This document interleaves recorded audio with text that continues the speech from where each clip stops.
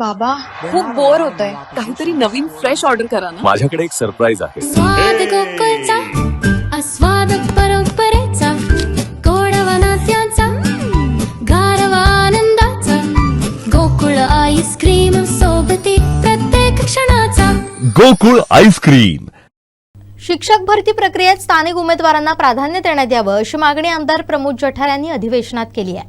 शिक्षकांची भरती जिल्हा संवर्ग पद्धतीनं करण्यात यावी आणि त्या जिल्ह्यातील डीएड पात्र उमेदवारांना संधी मिळावी अशी भूमिका आमदार प्रमोद जठार यांनी मांडली. स्थानिक उमेदवारांना रोजगाराची संधी मिळण्यासाठी शिक्षक भरतीत जिल्हास्तरीय प्राधान्य देणं गरजेचं असल्याचं त्यांनी सांगितलंय. सभापती महोदय, की शिक्षक हा जसं मुलांना विद्यार्थ्यांना शिक्षण देण्याचा विषय आहे तसा हा एक रोजगाराचा सुद्धा विषय. संपूर्ण महाराष्ट्रामध्ये आपण जर बघितलं नाही, प्रामुख्याने माझ्या कोकणामध्ये सिंधुदुर्ग रत्नागिरीमध्ये जवळजवळ 15,000 शिक्षक आहेत आणि 80% शिक्षक हे बाहेरचे आहेत, इतर जिल्ह्यातले आहेत.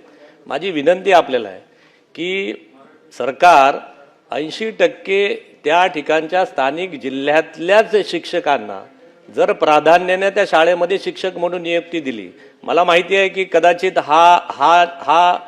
हे तुमचं कायद्याच्या याच्यावरती टिकणार नाही की आपण कुठे करू शकतो या शिक्षकांची बदली, परंतु जिल्हा संवर्ग केला आणि सगळ्या भरत्या जिल्हा संवर्ग म्हणून केल्या, महाराष्ट्राच्या याच्यावरती न करता जिल्हा संवर्ग म्हणून शिक्षकांच्या भरत्या केल्या, तर मला वाटतं कायद्यामध्ये सुद्धा हे टिकेल आणि 80% स्थानिक मुलांना शिक्षक म्हणून भरती होईल.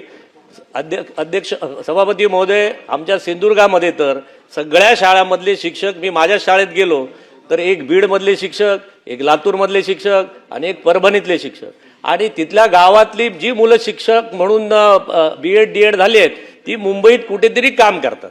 म्हणून माझी विनंती आहे आपल्या माध्यमातून सरकारला की ही जी भरती प्रक्रिया आहे ही जिल्हा संवर्ग म्हणून करावी, तर स्थानिक 80% शिक्षकांना त्या ठिकाणी भरती होता येईल आणि त्या ठिकाणचे शिक्षक त्या गावात राहतील, त्यांची पोरं सुद्धा त्या गावात राहतील आणि शाळा सुद्धा भरभराटीला येतील आणि स्थानिक माणसांच्या शिक्षकांच्या नोकरीचा प्रश्न सुटेल आणि मला वाटतं 80% आमच्या कोकणात बंद असलेली घरं पुन्हा उघडतील. असं आपण करणार का? जिल्हा संवर्ग म्हणून शिक्षक भरतीचा नियम सरकार घेणार का? हा माझा प्रश्न आहे.